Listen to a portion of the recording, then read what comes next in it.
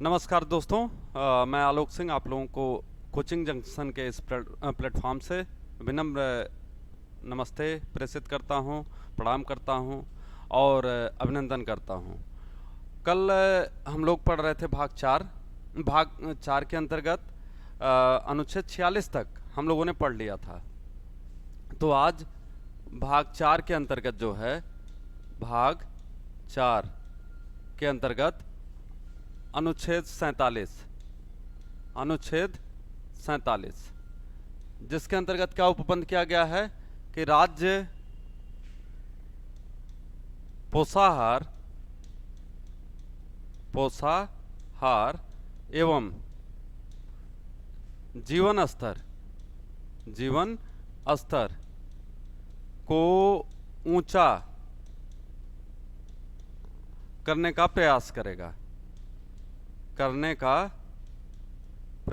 करेगा। साथ ही साथ इसी में दिया गया है मादक द्रव्यों का निषेध।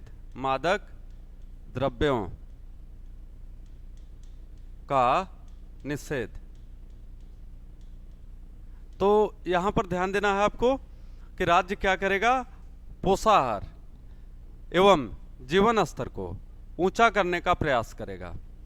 तो किसी भी रूप से हम लोगों का जो जीवन है वह बहुमूल्य है और यह राज्य का दायित्व होगा कि हमारे लिए स्वस्थ डाइट, खाने पीने की जो व्यवस्था है वो उच्च कोटि की होनी चाहिए, ऐसी होनी चाहिए जिससे हमारा जो स्वास्थ्य है वह बेहतर रहे, हेल्थ जो है बेहतर रहे। साथ ही साथ हमारे जीवन स्तर को भी ऊंचा करने का प्रयास करेगा। यह तो राज्य का दायित्व होगा। साथ ही साथ कह रहा है कि राज्य मादक द्रव्यों का निषेध करेगा। मादक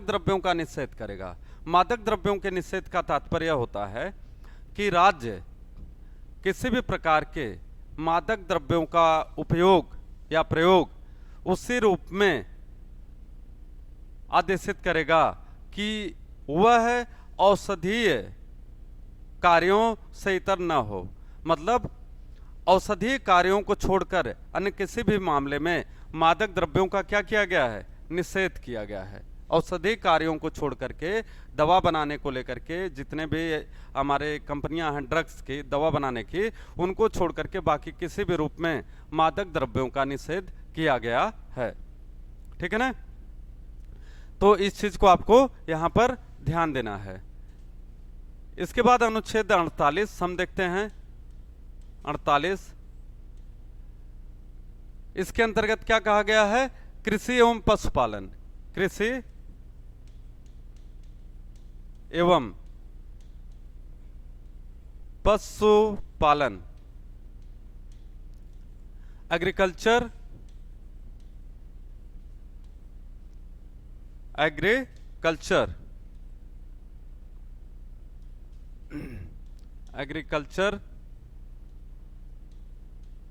एंड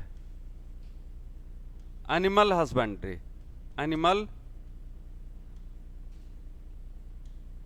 हस्बेंड्री, ठीक है। तो इसका तात्पर्य है कि कृषि के विकास हेतु जैसे उच्च कोट के बीज, उर्वरक, यह तमाम चीजें जो है राज्य अपने नागरिकों को उपलब्ध कराएगा, या यह कहें कि वह कृषि के विकास हेतु सतत प्रयत्नशील रहेगा।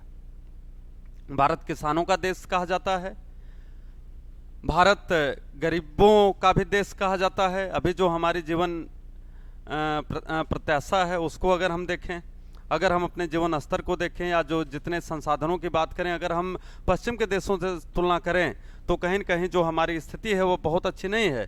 तो उस समय भारत एक गुलाम देश रहा था।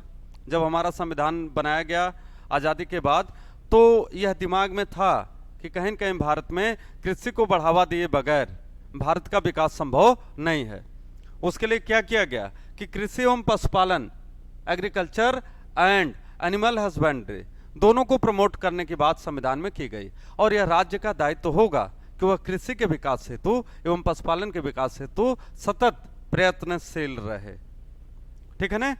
तो it shall be the duty of a state to develop agriculture and animal husbandry. This is there in part 4 of Indian constitution in article 48। इस चीज को आपको समझते जाना है, बहुत इंपॉर्टेंट है, बहुत बार पूछा जाता है। साथ ही साथ यहां पर कह रहा है कि वह किसी भी दुधारू पशु, विशेषतः गाय, बछड़े आदि की हत्या का प्रतिषेध करता है, प्रतिषेध करता है। ठीक है, मतलब इन जानवरों की रक्षा करना हमारा परम दायित्व है। जितने भी दुधारू पशु हैं या जो हमारे बछड़े हैं, ठीक है, गायों के आदि, तो उन सब का क्या किया गया है, यहाँ पर प्रतिषेध किया गया है, मतलब उनकी हत्या नहीं की जा सकती है। ठीक है ना, इस चीज को आपको ध्यान देना है यहाँ पर। और कृषि क्षेत्रों में बात की जा रही है कि यहाँ पर राज्य जो है उच्च कोटि के बीज एवं जो है उच्च फर्टिलाइजर की व्यवस्था करेगा। ठीक है, तो यहीं पर अगर हम फिर से जानवरों की बात करें तो यहाँ पर नस्लीय सुधार, ताकि दूध देने वाले पशुओं की जो नस्ल है वह ज्यादा से ज्यादा दूध दे सके, इसलिए नस्ली सुधार की भी बात यहाँ पर की गई है अनुच्छेद 48 के अंतर्गत। फिर आगे हम लोग देखते हैं अनुच्छेद 49। अनुच्छेद 49 यहां क्या कहा गया है, इसके अंतर्गत कहा जा रहा है कि राज्य लोक स्मारकों,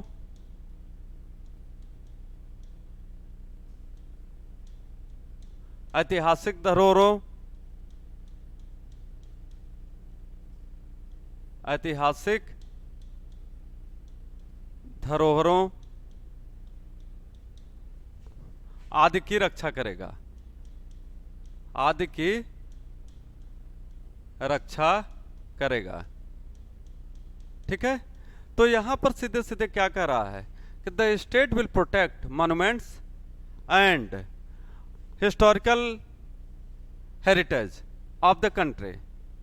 तो जितने भी हमारे लोक स्मारक हैं, ऐतिहासिक धरोहर हैं, उन सब की रक्षा करने का दायित्व तो किसका होगा, राज्य का। तो आप देखते होंगे कि भारत में एक पैरामिलिट्री फोर्स का गठन किया गया है जिससे हम CISF कहते हैं, CISF, central industrial security force.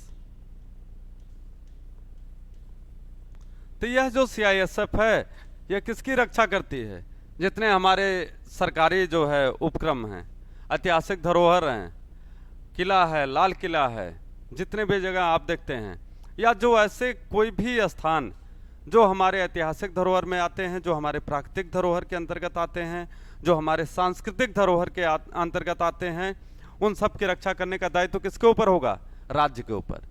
तो राज्य ने इसके लिए हमने कहा एक इनिशिएटिव लेते हुए, एक प्रयास करते हुए, यहाँ पर आप देखिए कि किसको स्थापित किया, CISF का, सेंट्रल इंडस्ट्रियल सिक्योरिटी फोर्सेस, केंद्रीय औद्योगिक सुरक्षा बल।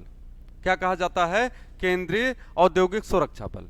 तो इसके माध्यम से वह अपने इन प्राकृतिक ऐतिहासिक धरोहरों की रक्षा करती है अथवा लोक स्मारकों की रक्षा करती है, यह दायित्व उसके ऊपर बना हुआ है। ठीक है ना, तो इस चीज को आपसे प्रश्न पूछे जाते हैं, आपके एग्जाम के लिए बड़े महत्वपूर्ण हैं। और यह सारी चीजें जो भाग 4 में दी गई हैं, आपको बता दूं कोई ऐसा अनुच्छेद नहीं है जो आपके लिए महत्वपूर्ण ना हो, किसी न किसी एग्जाम में यह उठा करके पूछ लिया जाता है। ठीक है ना, आगे अनुच्छेद 50। अनुच्छेद 50 में क्या करता है, कार्यपालिका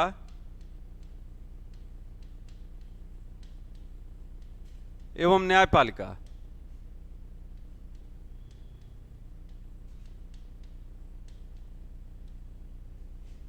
के मध्य शक्तियों का बंटवारा,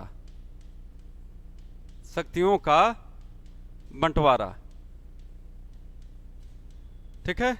कार्यपालिका, यहां इसको हम कह सकते हैं एग्जीक्यूटिव, इसे सरकार भी कहा जाता है, और न्यायपालिका आप जान रहे हैं जुडिशरी।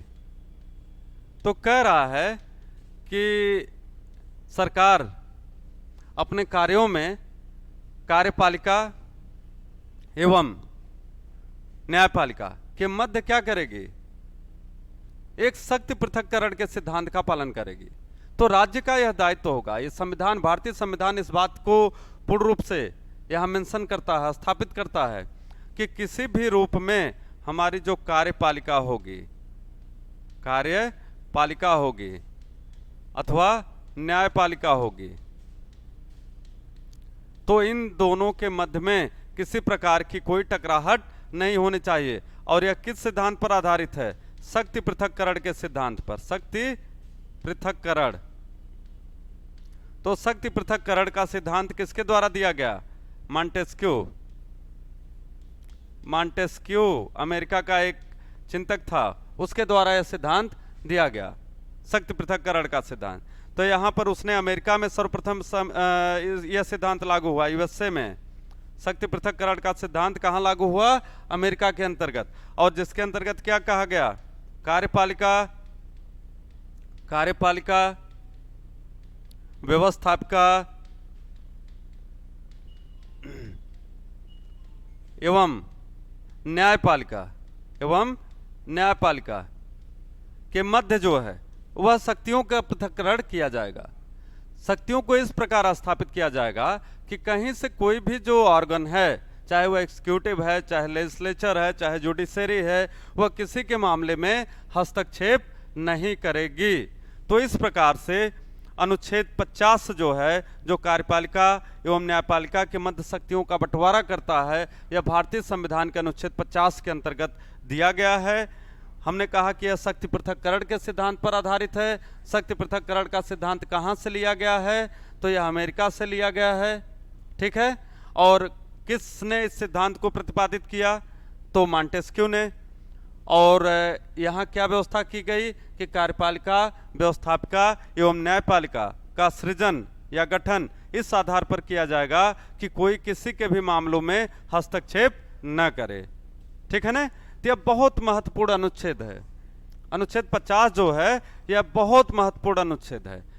और यह एग्जाम में आपसे पूछा जाता है कि शक्ति पृथक्करण का सिद्धांत दिया गया है, लाइन वहां पर ऐसे पूछ देगा कि शक्ति पृथक्करण, separation of power, separation of power, separation of power का सिद्धांत दिया गया है, स्थापित है, तो आपको ध्यान देना है कि अनुच्छेद 50 के अंतर्गत है, अनुच्छेद 50 के अंतर्गत है। तो इसको आप समझते जाइए, याद करते जाइए, इसके कंसेप्ट को समझिए। इससे ज्यादा आपसे यहाँ पर नहीं पूछा जाएगा यहाँ से, ठीक है ना। ये बेसिक चीजें होती हैं जो आपसे पूछ लिया जाता है कि यह कहाँ से लिया गया है, शक्ति पृथक्करण का सिद्धांत कहाँ से लिया गया है, अमेरिका से। कौन दिया है शक्ति पृथक्करण के सिद्धांत को, मॉन्टेस्क्यू ने, ठीक है। शक्ति पृथक्करण एक पृथक्करण है किसके किसके मध्य में, कार्यपालिका, व्यवस्थापिका एवं न्यायपालिका के मध्य, एग्जीक्यूटिव, लेजिस्लेचर एंड जुडिशरी के मध्य में, ठीक है ना। तो इस चीज को आपको याद करना है। इसके बाद हम लोग आगे चलते हैं। तो अनुच्छेद 51 क्या कहता है, अंतरराष्ट्रीय शांति एवं सुरक्षा, अंतरराष्ट्रीय शांति एवं सुरक्षा, ठीक है। तो अंतरराष्ट्रीय शांति एवं सुरक्षा का जो ये कंसेप्ट है, international peace and security, international peace and security, ठीक है, इंटरनेशनल पीस एंड सिक्योरिटी। तो यह जो कंसेप्ट दिया गया है, यह जो बात दी गई है कि भारत अंतरराष्ट्रीय शांति एवं सुरक्षा को बढ़ावा देगा, इसका तात्पर्य क्या है, सबसे पहली चीज यह है, भारत की विदेश नीति का आधार है, भारत की विदेश नीति का आधार है, भारत की विदेश नीति का आधार है। This is base of India's foreign policy. ठीक है ना। यहां पर क्या कहा जा रहा है कि भारत किसी भी देश के साथ शांतिपूर्ण संबंध स्थापित करेगा, शांतिपूर्ण संबंध स्थापित करेगा। ठीक है। दूसरा, भारत अंतर्राष्ट्रीय शांति एवं सुरक्षा को बढ़ावा देगा,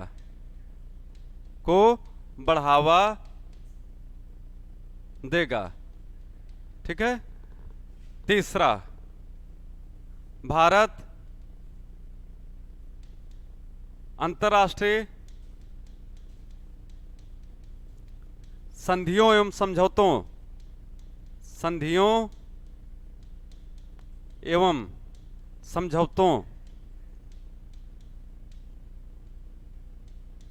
का पालन करेगा।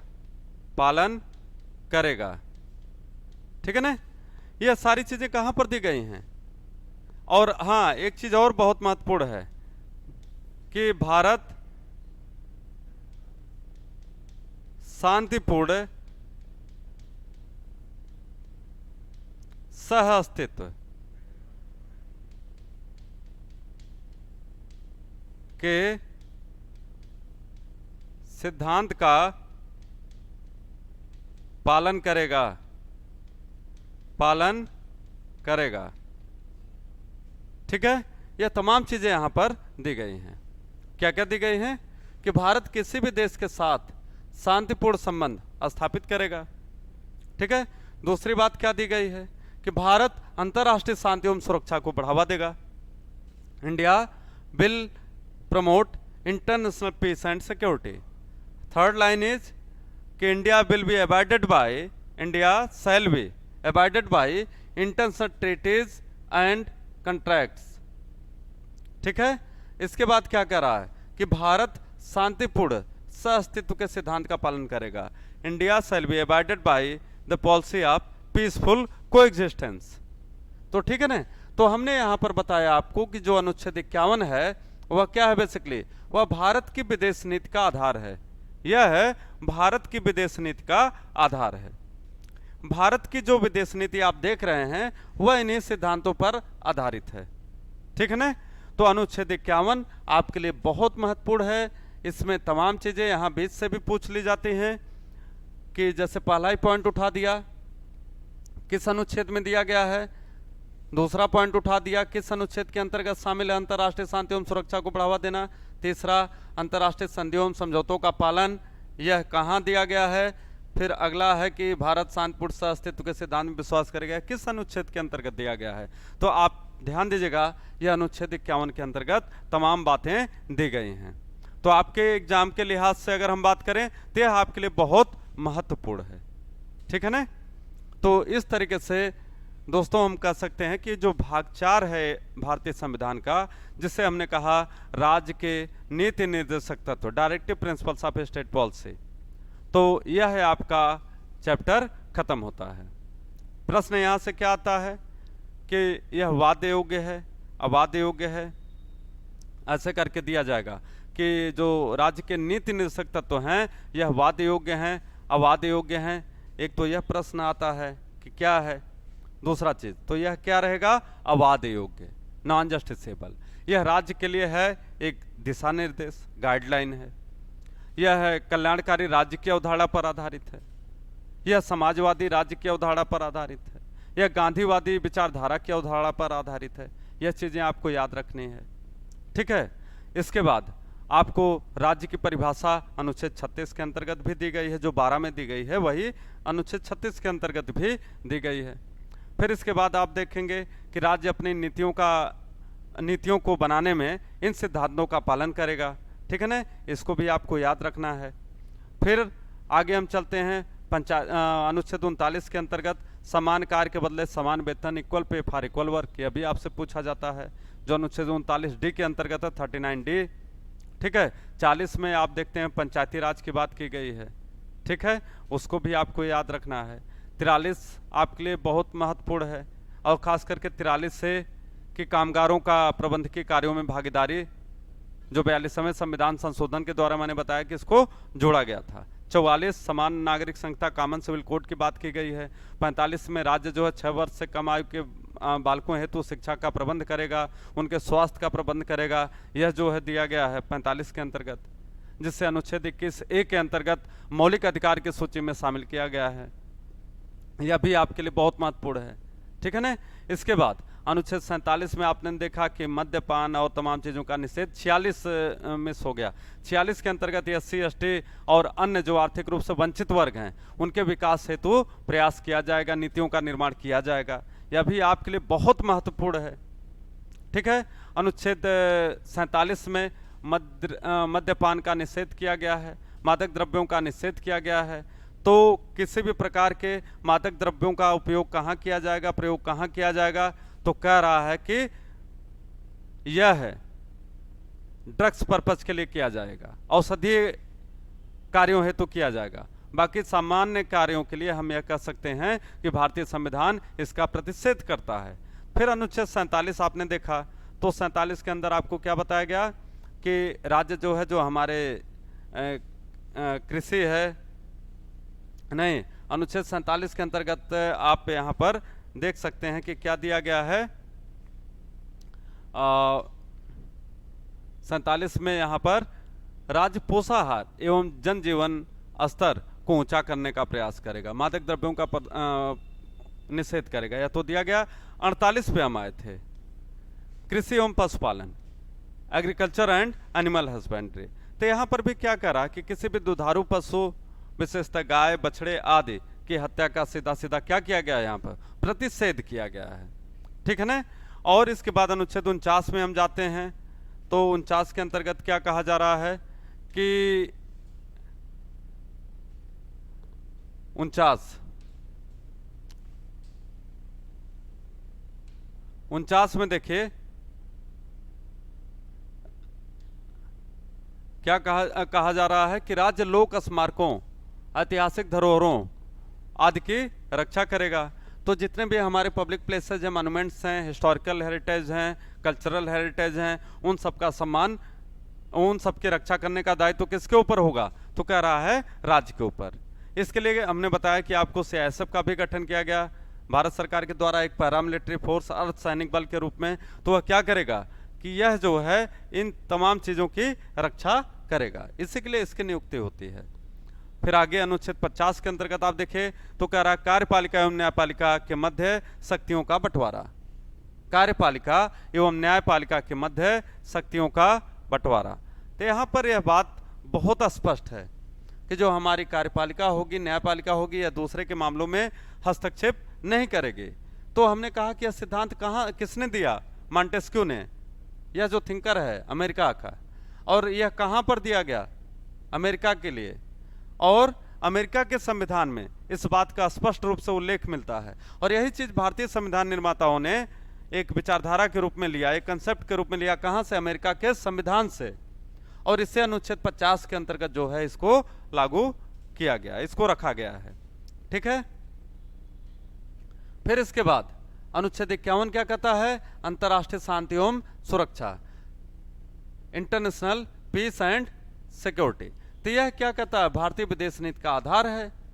ठीक है, तो इसके अंतर्गत क्या क्या कहा जा रहा है, भारत किसी भी देश के साथ शांतिपूर्ण संबंध बनाएगा, भारत का अंतर्राष्ट्रीय शांति एवं सुरक्षा को बढ़ावा देगा, भारत अंतर्राष्ट्रीय संधियों एवं समझौतों का पालन करेगा, एवं भारत शांतिपूर्ण सहअस्तित्व के सिद्धांत का भी पालन करेगा। तो यह तमाम चीज़ें जो हमने कहा कि भाग 4 के अंतर्गत आपको दी गई थी, यह है आपका भाग 4 जो है बहुत महत्वपूर्ण है। एक रिवीजन भी आपका हो गया और आप जम के पढ़ते रहिए।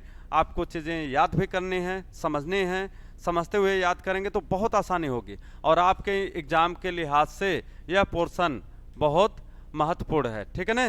तो इसको जम के पढ़िए और कोरोना के इस महामारी के समय में बचते बचाते हुए अपनी पढ़ाई को कभी भी विराम मत दीजिए, उसमें गैप न होने दीजिए, क्योंकि रेगुलरिटी जो है सफलता का सबसे मूल मंत्र है। रेगुलरिटी और स्ट्रेटजी, यह दो बातें हैं जो आपके अंदर अगर हों, और साथ ही साथ अनुशासन, यह 3 बातें अगर हैं आपके अंदर तो आप किसी भी एग्जाम को क्रैक कर सकते हैं, उसको क्वालिफाई कर सकते हैं, आपको कोई रोक नहीं सकता। Thank you so much.